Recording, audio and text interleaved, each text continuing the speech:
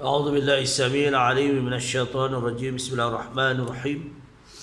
الحمد لله رب العالمين، والصلاة والسلام على رسول الله وعلى آله وصحبه ومن تبعه ووالاه. سبحانك لا علم لنا إلا ما علمتنا إنك أنت العليم الحكيم. رب اشرح لي صدري ويسر لي أمري واحلل عقدة من لساني يفقهوا قولي. اللهم افتح حكمتك وانشر علينا من غداء رحمتك يا أرحم الراحمين. Allahumma yassir li, Allah Rabbi yassir wa la tu'assir wa tamim bil khair. InsyaAllah pada hari ini perjumpaan pada malam ini setelah kita melaksanakan sembahyang fardu Isya. Kita dah masuk 17 Jamadil Awal 1440 2 Hijriah bersamaan. Selamat tahun baru. Masuk tahun baru, azam baru, cita-cita baru. Kita mesti beramal tekun, ya, mempertekadkan amal kita dengan cita-cita azam baru. InsyaAllah perkongsian dalam bab Jumaat. Sambungan yang terlalu dalam bab Jumaat, solat Jumaat. Esok di Jumaat, di malam Jumaat, ya.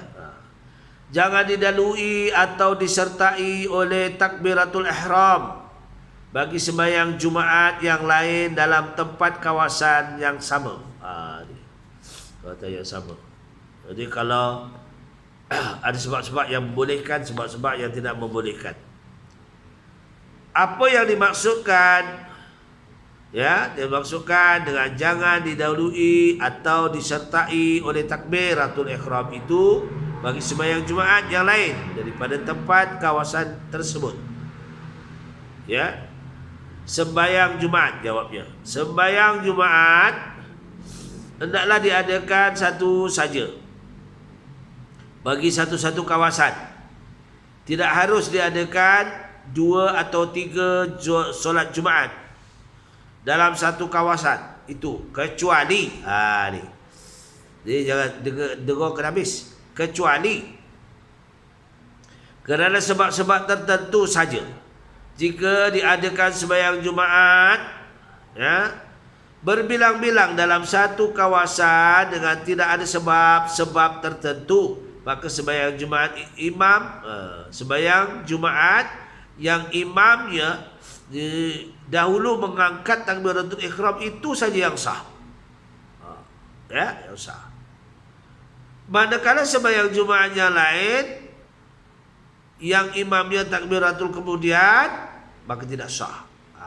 Jadi kalau satu kawasan yang masih boleh digunakan masjid itu, belum penuh lagi. Baik. Apa hukumnya jika sembahyang Jumaat diadakan berbilang-bilang dalam satu kawasan dengan tidak ada sebab tertentu dan takbiratul ihram beberapa imam itu adalah bersamaan waktu mengangkatnya? Jika sembahyang Jumaat diadakan berbilang-bilang dalam satu kawasan, ada surau Jumaat, ada masjid, ya, dengan tidak ada sebab-sebab tertentu,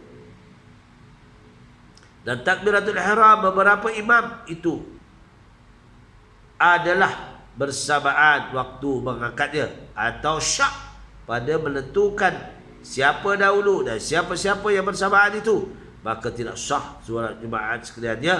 Bahkan wajib ke atas sekaliannya berhimpun pada satu tempat dan mendirikan sembahyang Jumaat dengan 2 khutbah tersebut.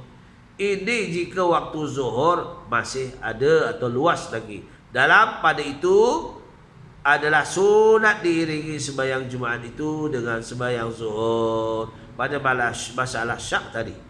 Kerana adalah mungkin salah satu daripadanya Jumaat itu terdahulu, maka sudah tertentu Jumaat yang kedua itu adalah tidak sah.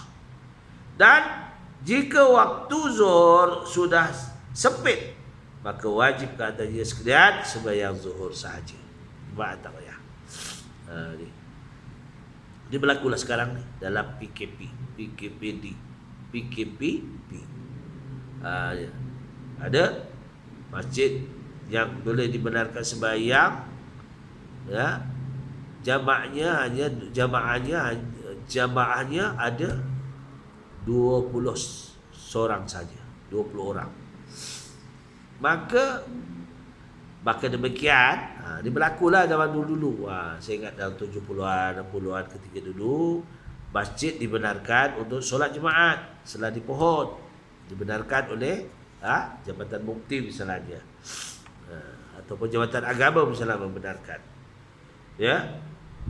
Tetapi jemaah di masjid itu tak cukup 40 orang.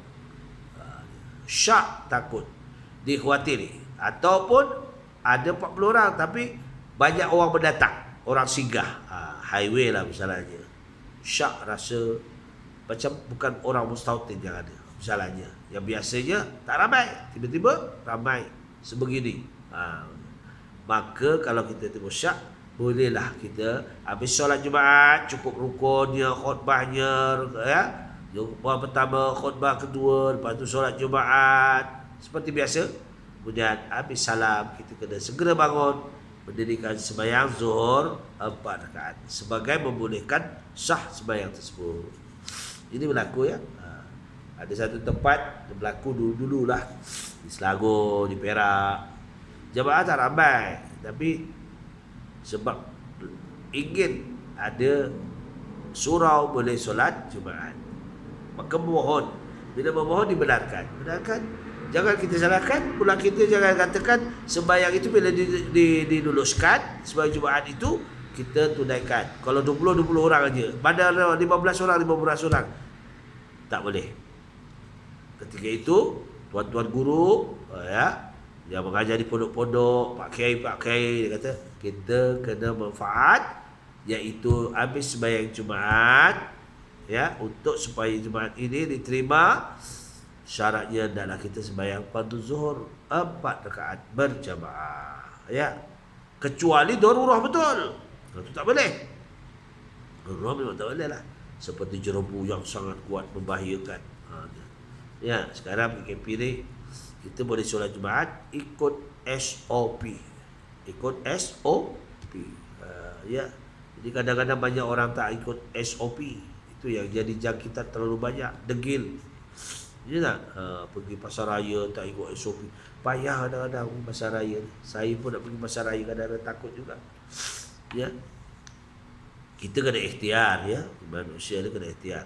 Sebab ahli sunnah wal jemaah kena ikhtiar. Ikhtiar, dah ikhtiar, tawakal. Ya, minta pada Allah Ta'ala.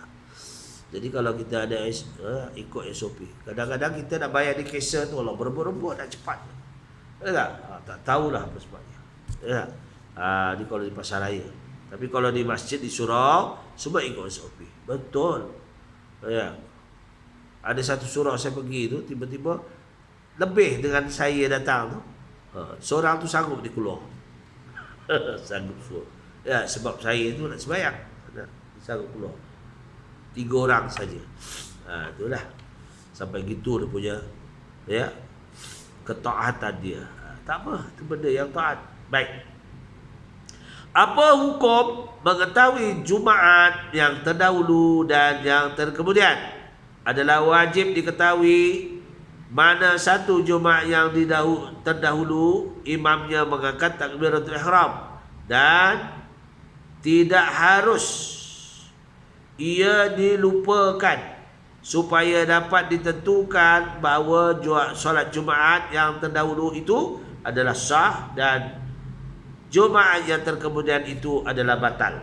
Tetapi jika tidak diketahui, maka satu yang terdahulu, satu yang terdahulu, satu kemudian, maka wajib ke atasnya mereka itu sembahyang fardu zuhur. Ada. Sembahyang fardu zuhur 4 rakaat berjamaah. Kita tak tahu sembahyang tu dulu ke kita dulu ke, tak tahu tak? Tak tahu. Imamnya yang takbir dulu. Baik. Apa dia sebab-sebab tertentu yang mengharuskan sembahyang Jumaat diadakan berbilang-bilang pada satu tempat? Sebab-sebab tertentu ialah jika ramai ahli Jumaat, ramai sangat, tak cukup sampai keluar-luar je mesti ada tak? Ni orang nak solat Jumaat ni ramai, ya tak? Jadi sampai keluar-luar, ya, sampai luar daripada apa panas mesti. Jadi itu sebabnya membolehkan dalam satu sawatan tu, satu kawasan ada surau Jumaat, sana ada surau Jumaat. Jauh jugalah kalau nak pergi pun, ya, jauh juga sebenarnya. Tapi kalau ada berkumpul itu ramai ya, itu ada sebabnya yang bolehkan.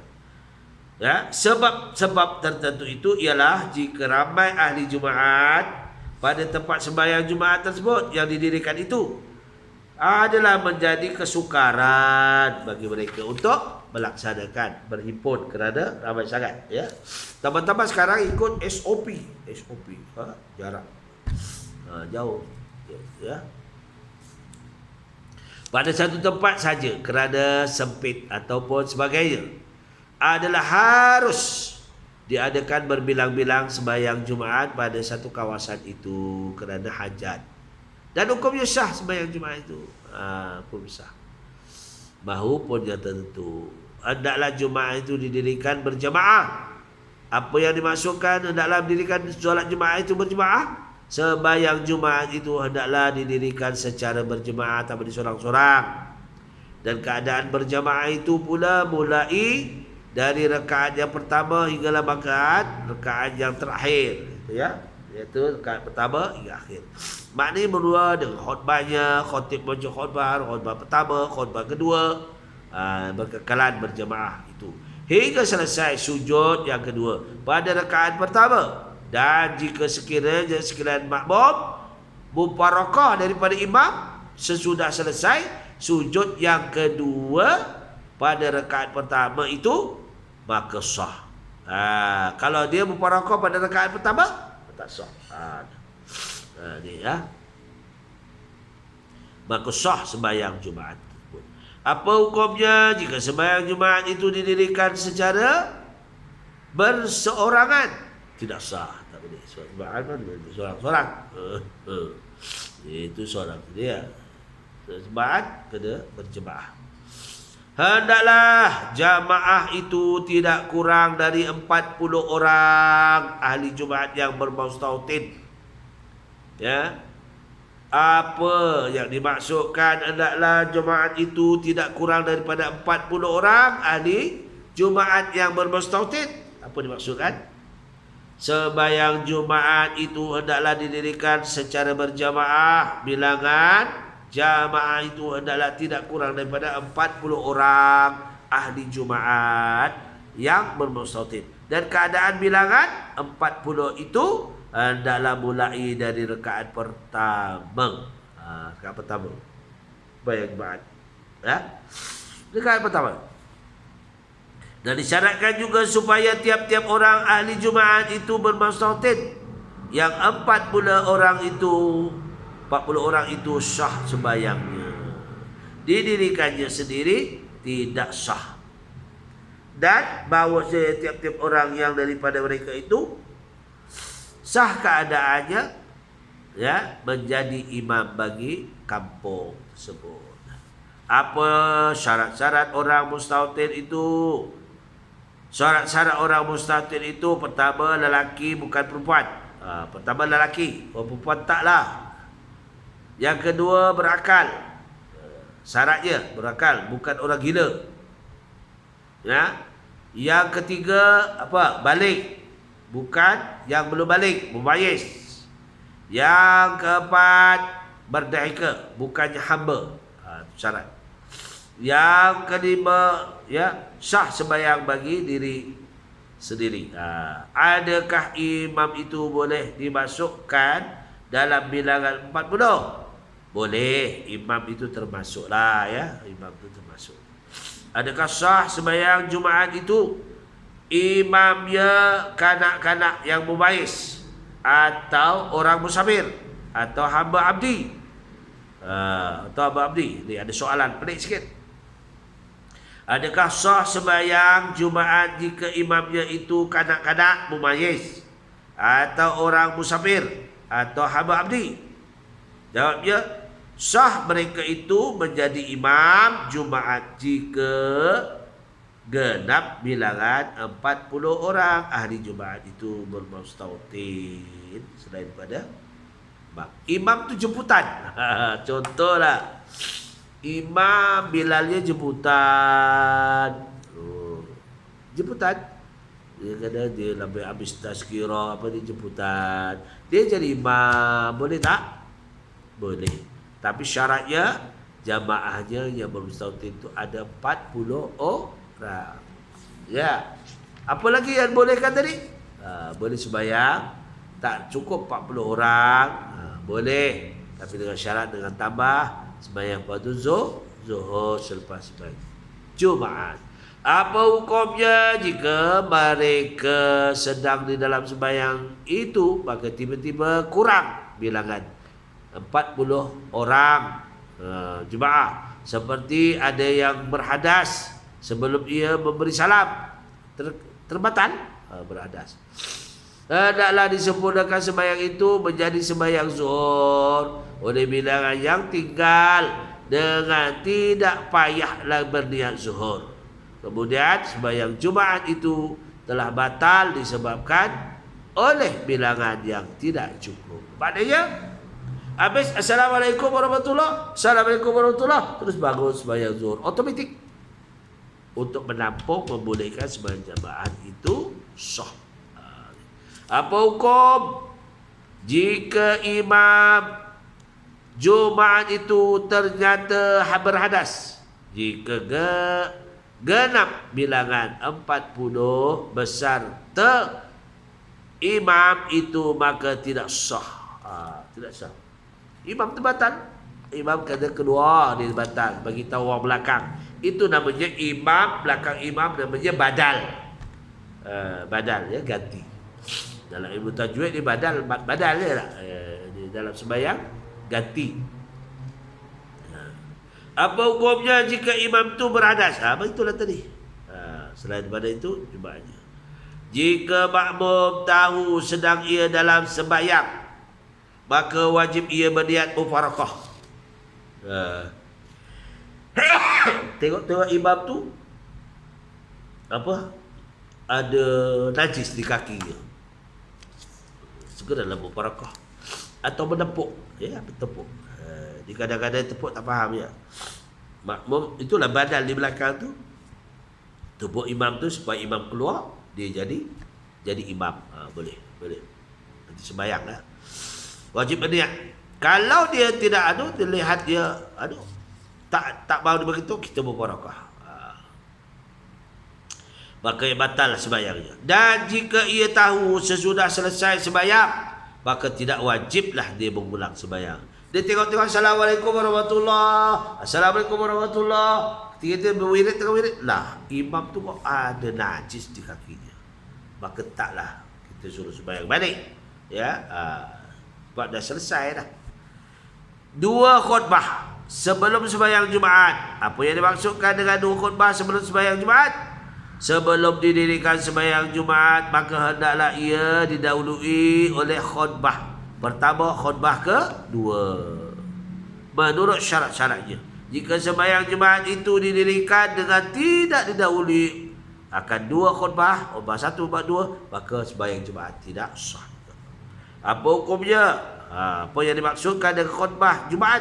Khutbah Jumaat ialah ucapan, ya, yang wajib diucapkan sebanyak 2 kali sebelum sembahyang Jumaat didirikan, dan ucapan itu adalah mengandungi puji-pujian kepada Allah Ta'ala, selawat kepada baginda Rasulullah SAW, ya, iaitu nasihat-nasihat supaya bertakwa kepada Allah Ta'ala, membaca di dalam ayat Al-Quran, dan doa, ya, sekalian orang yang mukmin. Pertama kena jaga solat Jumaat itu, ya, khutbah itu apa nak dibaca? Pertama adalah memuji Allah Ta'ala. Alhamdulillahilladzi kama amar. Barulah asyhadu an la ilaha illallah wahdahu la syarikalah wa asyhadu anna Muhammadan abduhu wa rasuluh. Allahumma shalli ala sayyidina Muhammad wa ala ali sayyidina Muhammad. Itu namanya pujian pada Allah. Selawat pada baginda Rasulullah sallallahu alaihi wasallam. Bukan? Diikuti nasihat. Kita bersyukur pada Allah Ta'ala, ya. Kita menghadapi PKP ataupun kita akan mengakhiri pada hari ini, hari Jumaat yang terakhir pada tahun 2020. Kita akan menemui tahun baru 2021. Berjalan je. Ya tak? Ni esok ni kita bersyukur kepada Allah Ta'ala kerana kita meninggalkan sirah ataupun sejarah yang sejarah seperti PKP berlaku pada 2020. Mudah-mudahan pada 2021 membawa cahaya, ya, peningkatan kebaikan untuk kita. Baik, barulah sah. Kemudian kedua, khutbah kedua, bacalah doa dan selawat bagi Rasulullah sallallahu alaihi wasallam. Apa dia? Berapa rukun-rukun dua khutbah itu? Dua rukun khutbah itu ada 5 perkara. Pertama, dimulai dengan memuji Allah Ta'ala seperti perkataan Alhamdulillah di dalam kedua-dua khutbah. Kedua, selawat ke atas baginda Rasulullah sallallahu alaihi wasallam seperti perkataan Allahumma shalli ala sayyidina Muhammad wa ala sayyidina Muhammad. Yang ketiga, berpesan, iaitu mengatakan sidang jemaah yang dirahmati Allah, bertakwalah kamu dalam bertakwalah kamu dengan sebenar-benar takwa dan meninggalkan perkara-perkara yang tidak berfaedah. Ittaqullah, ya. Ya, itu yang ketiga. Yang keempat, membaca satu ayat daripada Al-Quran. Ya, coba.